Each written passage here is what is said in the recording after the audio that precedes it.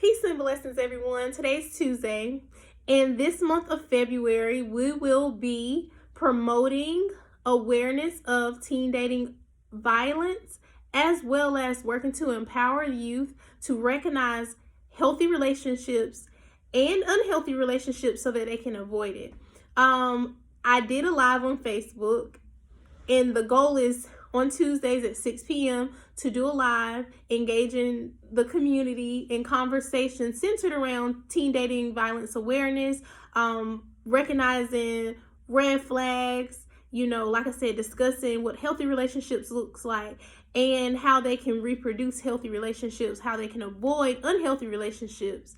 Unfortunately, the sound went out about midway during that video, and if you want to listen to the first half of it, you can. But I decided that I needed to produce a video, hopefully, that will have sound throughout the whole thing. I think that I can reproduce the quality of information given in that video and probably about a fraction of the time, and then I will feel better about about myself and my contribution. So without further ado, we are going to talk really briefly, and I'm sure everybody has their own ways of defining certain things, but we do have to be very objective when we talk about certain things so that we don't misconstrue anything. So there is a difference between domestic violence and teen dating violence. One of the major differences in definition is where it takes place. Domestic violence is, of course, dealing with anything related to the home or families, persons who actually share relation, right? And then we have teen dating violence, which is also a form of intimate partner violence. It just occurs between adolescents, and this usually occurs outside of the home, usually oftentimes online or in the workplace or in school, as most teens know their boos from school, or even in their community, in their neighborhood, because kids these days are mobile, so they be out and about going places. I remember when I was younger, there was a guy that was interested in me, and he asked me to go with him, and I remember being like, go where? Where are we going? My mama ain't let me go nowhere with you. He's like, no, we just gonna go together. And I'm like, what do that mean? Like, no, we ain't going nowhere. Unfortunately for me, I did not have a strong, assertive personality. And I ended up being in a relationship and going with this guy because I didn't know how to properly turn him down. And I'm no way in shape or form trying to relate those two things and make it seem like I was abused, but I'm sharing that to make light of the fact that teens these days actually be going places when they be going out with someone. Cupcake back in her day, Cupcake wasn't going nowhere with nobody because my mama didn't play that. And but also to point out behavior that I had, right? A personality and character trait that I had at the time, which was I was a very mild, very mild person, in terms of like just assertiveness. I just didn't have it. So that's one of the things that can easily be an attractive factor for an abuser, right? If they see someone who is not, the type to speak up for themselves, they tend to latch on to those type of people because guess what? They'll have free range to do whatever it is that they want to do with that person. That person is not really going to speak up for themselves. They're definitely not going to speak out. So that's a red flag, right? I know me now. And I knew that about myself then. I was just like, dang, I didn't want to be with him, but I don't know how to speak up. And that's not really funny. The scenario is funny, right? But being silent and it leading to abuse is no way. I'm not trying to make that funny at all. So I'm going to continue sharing some different things, but we definitely needed to draw the lines of what the difference is between domestic violence and then teen dating violence, or I was about to say interpersonal, which it is also known as that, interpersonal violence or intimate partner violence, right? Okay. And I will also like to make note that oftentimes persons who have been exposed to domestic violence are at a much more increased rate to be in a teen dating violence situation. The reason being is those type of behaviors are normal to them. They have seen violence be acted out and then labeled as love.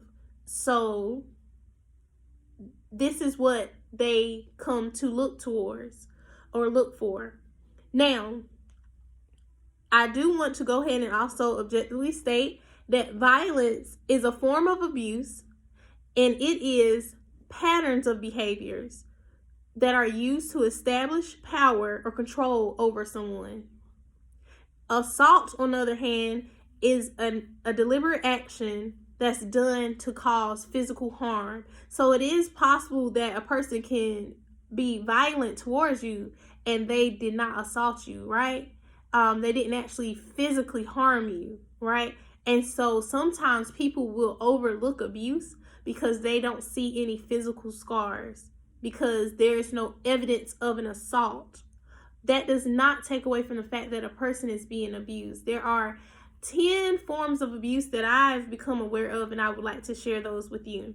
So the most common form of abuse, when people hear abuse, they always think of physical. They think that somebody's punching, somebody got a black eye, somebody's getting slapped, jacked up, knocked around, hair pulled, whatever the case may be.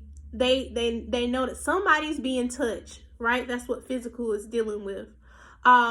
But whether a person actually puts their hands on you, there are ways to make a person feel pain, and it does not have to involve even hitting them. And so these are some of those other forms of abuse that are not always so easily detected. Emotional abuse, getting to a place where you're able to control a person's emotional state, right? You're able to alter their mood, or and I don't want to say you, because I don't want to project upon anybody listening that they are an abuser. So any form of abuse that alters the victim's emotions, that will be emotional abuse. Oftentimes it will employ, or it will be achieved through verbal abuse. They're often going to get in your ears first before they can get to your heartstrings, right? So you're going to hear, this is hard because I feel like now I'm not live and I'm actually recording, and there's the different level of awareness as to what I'm saying. So I don't want to say your, because I don't want to speak any abuse over anybody. What will be recognized is the abuser utilizing verbal abuse to get to abuse their partner. Speaking ill, calling them names, calling them out of their names, just talking crazy to them, or even after they talk crazy to them, to turn around and make them feel crazy by being overly affectionate again, acting almost as if nothing happened. Because what that does then, it goes beyond just emotional abuse, in a way like you transferred your frustration. Now you've literally, not you, now the abuser has, you know what? I'm not gonna have this whole OCD moment because that's what's happening. I'm overthinking. So I'm going to share it the way that I'm sharing. If I say anything and it's to a point where it's really triggering anybody, please take care of yourself. Remove yourself from this video so that you're not being harmed by even the way that I'm saying it. If I'm saying it in a way that is not actually facilitating learning, if it's just triggering feelings and emotions, and you're not at a state where you can filter through all of that so that you can get the information, just disregard. I trust that if God really means for this information to come to you, it will come through a different media or person, and you will be well. With that being said, it is not my intention to speak any harm towards anybody. The whole purpose of me speaking right now is for awareness. So back to what I was saying. When an abuser does something physical or verbal, abuses their victim, and then they turn around and they flip and they go back to being the sweet partner that is most common, it not only emotionally messes with their victim, but it also psychologically messes with them and mentally messes with them. Mentally, because now my mental state is altered. It's made it hard for me to distinguish reality versus what I'm intaking and perceiving and analyzing and trying to compartmentalize, because oftentimes people who are abused, they will compartmentalize, right? Sometimes people who are abusers, they will also compartmentalize. And I was listening to a story about a young lady in Canada named Bree, and they actually had passed some legislation a couple of years ago related to teen domestic violence because of her situation. But her ex-boyfriend even went as far as to name, I guess, the person he was when he was abusive. And so you see this whole compartmentalization here, where obviously there's some type of connection within both parties' mind that this is not who you normally are, and I don't like this. And so there's this need to distinguish who the abuser is from the regular lover, right? And so that yields to psychological abuse, where there's becoming an actual fear and threat of this person's life. And there's the mental turmoil there, because now I'm feeling anxious and unclear, and this is not just a little roller coaster. Like, this is an extreme, like too many loops, turns, and fast and slow, and it's just too much. Okay. Next is sexual abuse, which is a very common thing amongst teens when it comes to teen dating violence. You'll see this manifest in the form of them being forced or coerced into performing sexual acts or producing sexual content, videos or pictures of some sort, or another partner using sex as a means to control the other person. So giving them sex or then withholding sex so that they can maintain this balance of power. And that's not right, because what happens within those dynamics is there's a sheer, just clear objectification of your partner, and there's like this feeling that they are an object to be used and to be controlled. And once you start to objectify a person on that level, like, there's hardly any respect there. So you have to be very careful with that. I do want to say that with human trafficking being as high as it is,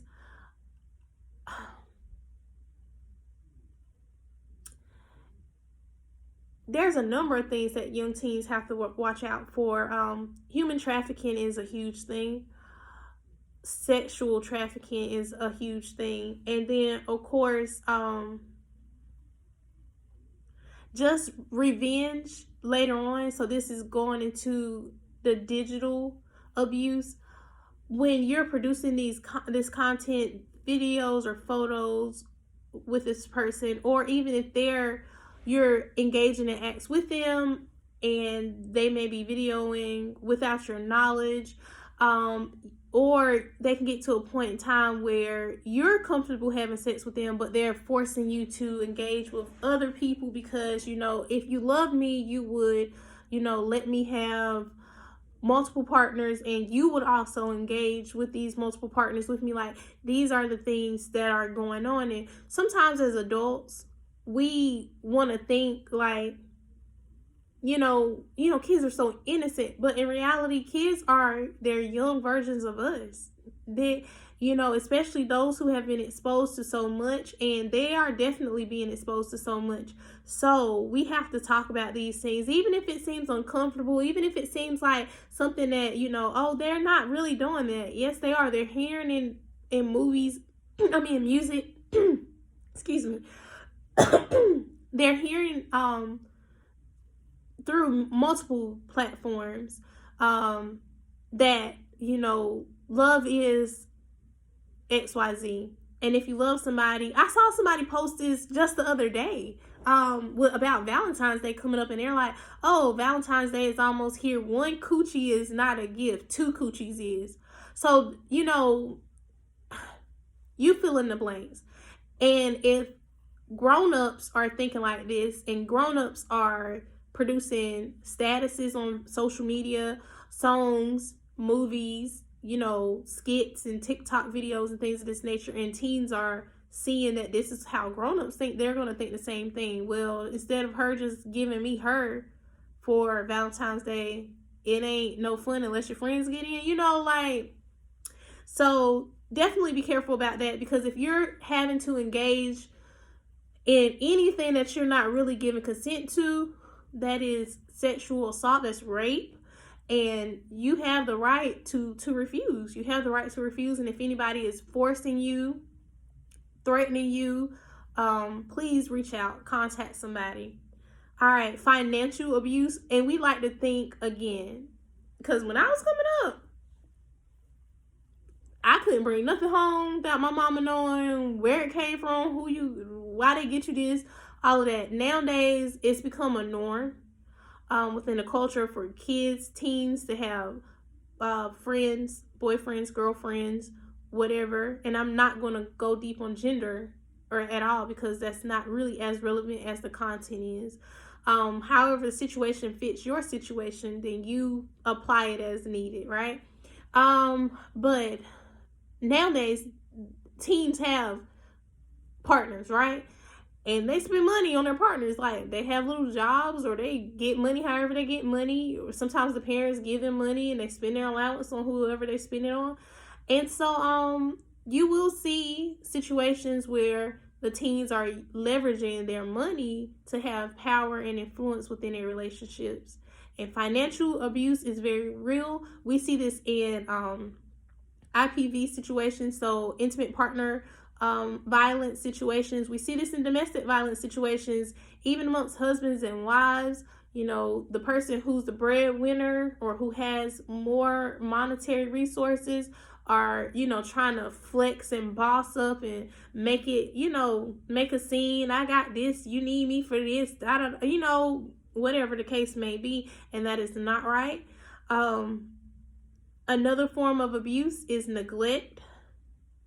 And that's where you will see, as I stated earlier, even with the whole, like, a person hitting you and stuff like that, and then them flipping and going back to being regular. Well, neglect is also along those lines of abuse, where you'll see they've normally been so sweet and attentive. They've given you their, the daily dose of them that you're used to, and then sometimes they're so cold, they're so withdrawn, and this is not them just going through things and needing time to themselves. I'm talking about, this is deliberate and intentional withholding of themselves, the connection, so that it can cause you pain.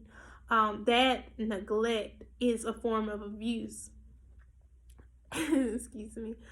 And then there's spiritual abuse, and oftentimes this occurs when there's shared spiritual beliefs and ideologies, and someone manipulating those shared beliefs and ideologies so that they can benefit and get that person to do what it is that they desire for them to do. So what that looks like is if you have a person who believes in a specific thing and the doctrine related to that specific belief system may have like strict rules about clothing or makeup or whatever the case may be, you might have a partner basically weaponize the doctrine, right? Weaponize the belief systems and really force, and push this idea onto their partner so that they can benefit from it. For instance, if it's related to clothing, them being like,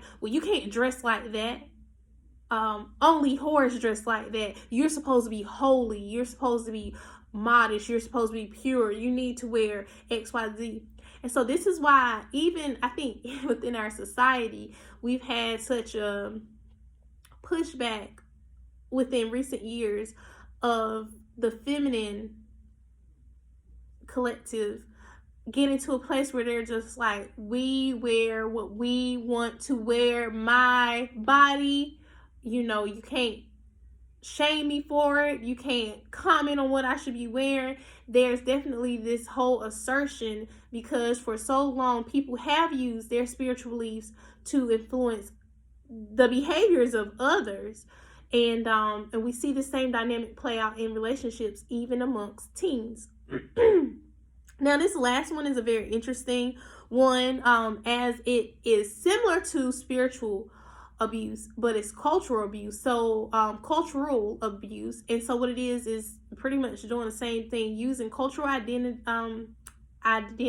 and ideologies to gain power over your significant other. An example of that would be if within your culture there was a certain thing, like the women typically in your culture were very submissive, right? So using that in a way to try to promote for your partner to be more submissive.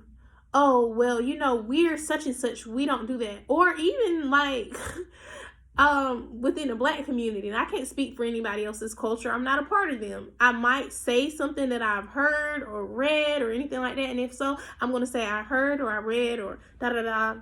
But speaking from experience, and I'm laughing because I'm a clown, but also because I saw a video of this girl, a TikTok, and she was just like, the thing you better not do is like say, okay, big money after I pay for a date, because all you're going to do, brokey, is make me not pay for any more dates.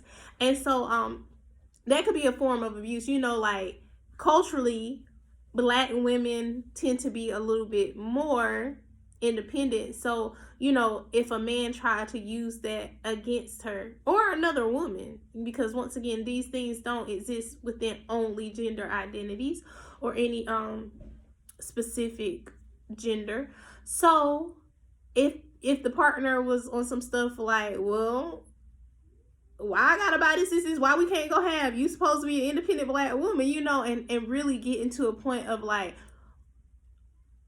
not being the type of partner that she would want because culturally you supposed to be this, like that can lead to abuse. And that's just a mild example, but also we got cultures that exist based upon like generations, right? So a question that I posed on the Facebook Live was, do we feel as if there's a element of toxicity that's promoted within the younger generation, within their culture, within this hip-hop pop culture? Because all too often I hear songs that are like making toxic behaviors popular. One of the songs that I referenced, and I don't know the lyrics all the way, I made a comment about how after I heard the song, I knew immediately I was not going to be listening to that song too much, because it says, I'm selfish, I want you all to myself, you don't need nobody else, I'm selfish. And I remember thinking like, nah, I can't, that's not me. I ain't listening to that. Because to me, music is affirmations, right? Whether you're picking up on it or not, you're saying these words, you're basically casting spells over yourself, you know, you're programming yourself. I digress. But that's what, you know, music does. It seeps into your subconscious. So after a while, what you consume, you become. So you listen to songs about being selfish and possessive, and then next thing you know, you up here with insecurities, don't want your partner to talk to nobody else. You up here listening to Jane Aiko, and she up here telling you, you don't need no me time, just me, you and me time, or whatever it is that she says. And boom, Rihanna, Love on the Brain. Literally, she says, it beats me, Black and Blue. And I know people will say, oh, it's art, it's figurative, but let's just pay attention to how so often we see and hear a narrative of toxicity. Like, toxic relationships are much more explored, right? Versus healthy. And I think a lot of that has to do with the fact that more people have experienced toxic relationships than they have healthy. But I think because of people's experiences and because of their entertainment choices, they're also closing themselves off from the opportunity to have healthy relationships. Because like I said, whether you realize it or not, if you're constantly listening to a certain type of thing, it's setting a certain type of mood, it's getting into your subconscious, you're going to start to attract and validate yourself according to what you're listening to. I already know it's certain music I can't listen to. Like, I'm married, but you know, certain music I can't listen to, because if I was to sit and listen to certain songs, I can't listen to Melanie Fiona at 4 a.m. and my lover won't answer. Probably somewhere with the dancer, sipping champagne while I'm in his bed. After a while, I'm gonna be ready to be toxic, and I'm gonna be exhibiting some unhealthy behavioral issues, and that could lead to abuse. So that's one thing that I did want to share, a tip for working towards healthy relationships. Be mindful of what you consume. Like, be mindful of what you consume, because it has an influence. And so teenagers, you better be paying attention to what you're paying attention to. Like, for real. Okay? So then the other thing that we did, I asked people to name some red flags, because I definitely believe in reverse engineering. I think if you can identify red flags, then you can flip that thing and figure out what the green flags are. That was actually a trend a couple of months ago, red flags. It was quite comical to read. And then certain times it was just like, yo, these people can't even breathe. Them breathing is a red flag for you, because some people are literally just so insecure, everything's going to be a red flag for them. And so teens, as you're, and not just teens, anybody, but as you're pursuing a partner, you need to be paying attention to what this person's level of healthy relationship with their self is. The greatest relationship that anybody is ever going to have is, first, I believe with God, their creator, right? But everybody has different beliefs, but definitely on this earth, the greatest relationship that you're going to have is with yourself. And the reason being is because you're always going to be with you. You can never escape you. You got to learn to love you, because if you don't love yourself, you can't teach other people how to love you. And that's the biggest thing. A lot of abuse is coming from the fact that we have people who are unaware of themselves, of their worth, of why they're love worthy. So other people come in promoting themselves to be a source of love for these people who are in search of love. And as Whitney Houston once said, the greatest love of all is happening inside of me. But baby, if you keep searching for love outside of yourself, you're going to find it, but you will not be able to sustain it. You will not be able to sustain it, because after a while, you are going to become, to that person who was even willing to give you that love, you're going to become a bottomless pit of need. They're not going to be enough for you. And that can create dynamics in a foundation for abuse. So all the times, it's not necessarily that these people have anger issues. Sometimes it's something within you that triggers them. It's your insecurities that you constantly accusing them, or you constantly speaking bad on yourself, and now it's diminished the value that they once had of you. Every time they give you a compliment, you don't accept it. You're, oh no, I'm not that pretty. Oh gosh, don't say that. Oh babe, I look fat today, or I'm trying to get thick, or whatever the case may be. Whatever the case may be. Like, you have got to learn to love you first. Love you first, because I guarantee you are going to teach people how to treat you. And if you are not prioritizing yourself, do not be surprised when somebody else comes in and they don't prioritize you either. And so that's one of the biggest things that I can say to teens, adults, to anybody that find themselves on this journey of trying to find a romantic partner. That's a huge thing, that right there. But like I said, comment below some of the red flags, and then I would love for somebody else to come back and flip it and turn it into a green flag. And if I'm the only person that does this, I'm fine with that, as we're still building this platform. But I'm definitely looking forward to the day when there is a much more open-ended conversation. I want to hear from y'all. Speak to me. All right. So the last thing that I did, oh y'all, no, I didn't do this on the Facebook Live, but I did want to do this here. So like I said, reverse engineering. So a lot of people, like I said, we know what abuse looks like. But when you ask people what is the opposite of abuse, like, people kind of get lost. For real, ask somebody what is the opposite of abuse. And, you know, they might say love. Well, what is love? Without using the word love, what is the opposite of abuse? Well, here are some, all right?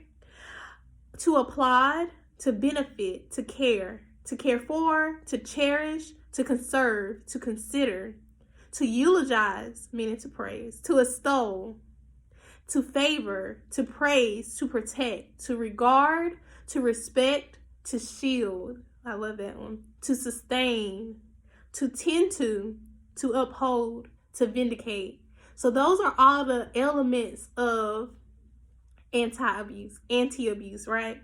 If you're doing any of those things, then you are more than likely on the path of a healthy relationship. So if you notice that your partner is considerate, they may go to the store without you even having to say anything about your favorite snack. They happen to go down the aisle, they get your favorite drink, you know, whatever it is. They know you love fruit, they bring home fresh fruits and veggies. They know you're off of meat, you know, they decide to go to a vegan restaurant instead. You know, just that whole level of consideration. And no, everything does not have to revolve around food. So maybe they know you like a certain type of music. So when you're in the car, they play this particular music, or they make a mixed CD for you. So this is the other thing of promoting healthy relationships, because some of the things, what's happening in these relationships, especially in teens, they're inexperienced. So we see sometimes that the reason why sex is a major factor for abuse with teens is because they don't know anything else other than intimacy looking like sex. But if we share and model the behaviors for them, they will grow, and they will know that intimacy is not just only related to sex. And a way to empower my relationship does not have to only involve sex. There are so many other things that I can do so that I can have a healthy relationship. And so I just wanted to share that. And then last but not least, for those of you who are wondering, am I in a unhealthy relationship? If you have constant drama, if you're having to self-sacrifice, or you're constantly coming second, or almost hardly being prioritized at all, if there's a lot of avoidance and silence treatment, feelings of being undervalued, unheard, or victimized, if there's a lot of passive aggression, or there's a lack of open communication, if there's intense anger, jealousy, if they're constantly blaming you for the reason why they're jealous, or blaming you for the reason why they had to hit you, or whatever the case may be, you made me do it. There's a lack of them being able to be in control of themselves. Let it go. If there's a lack of trust, constant accusations, and making it seem as if, well, I only feel this way because let it go. They don't trust you because they don't trust themselves. If there are constant power struggles, them trying to flex on you, reminding you of how you don't have something and they do have something, you need them, let it go. Disrespect, like I said, there's not regard or consideration. One-sided efforts, you're always doing something and now you feel drained because your efforts are not even being valued or reciprocated, let it go. Boundaries not being discussed, or actually they're being overstepped. This is a big one. Make sure that you are talking and finding out more about your potential partner before you even get in a relationship with them, or while you're in the process of getting to know them. When you first get into the beginning stages of a relationship, it's so easy to be in that honeymoon phase where you just feel like you can just, be all up under them all day long. But if you're not talking and developing a real sense of understanding as to who this person is, how they are the way that they are, why they are the way that they are, who they want to be, because see, that's the other thing, people change, and then you'll be mad because they're changing and evolving into somebody that you didn't sign up for them to be. Now you're upset because you're feeling like boundaries were overstepped when they weren't never discovered and discussed in the first place. And you cannot get upset about someone becoming a different version of themselves, especially if it's for the betterment. But even if it's something where they're regressing, but you never told them that these are things that I don't want to see. For me, a boundary is I don't deal with alcohol. I don't want to be with a man who is a drinker. So if my partner was to ever start to drink, that would be triggering for me. But you have to discuss these things as early on as possible, right? And then last but not least, you feeling as if you're a constant failure. Now, this is an absolute huge one. If you're in a relationship, and like I said, you're giving love, but it's not being reciprocated. If you're doing actions, especially if it's things that they asked you to do and you're doing it, but every time you do it, they're making it seem like you can't do it right. You don't never do what I asked you to do, or when you finally do it, you still ain't doing it right. You cook, but you can't cook, whatever. Let it go. Because this is going to diminish your sense of self-worth. And you deserve to be with someone who recognizes you for who you truly are, but you deserve to be someone who recognizes you for who you truly are. So that's 12 signs that you may be in an abusive relationship. Hopefully you didn't check off all of them. If you did, definitely reach out. Speak to someone. If you need to, DM me. But hopefully this helps. As far as community goes, we have got to, as adults, as positive, influential adults, we have got to create a welcoming space for teenagers to be able to speak with us about the relationships that they're in, whether we agree with them or not. So it needs to be like a non-judgmental zone where you can objectively listen and give feedback that's related to promoting them being healthy overall, right? We have to keep talking with them, but talking even with each other, checking ourselves to make sure we're modeling the right behaviors and attitudes, and coming up with ideas and solutions that can overall become an action plan, because just awareness alone is not going to get it. So comment below, how did you score if you were keeping a checklist, if you feel like sharing. Like I said, hopefully you don't have any of these, but if you do, what can we do to make this different? What can we do to make things different? And keep the conversation going. Talk with your family, your friends, or your tribe. Like, speak with your tribe. It might not be family in the sense of blood. It might not be your regular traditional friends, but whoever it is that you trust, speak with them. And let's, like I said, create awareness, but also let's create solutions and share those solutions. And that's what Piece of Cake Conversations is for. It is a skill sharing platform. We're having conversations to create a game plan, to generate information, to share skills and experiences so that we can eventually change the world. All right, so I am going to sign off, and I thank you all for tuning in. Peace and blessings, and the greatest of blessings is God's guidance. Bye.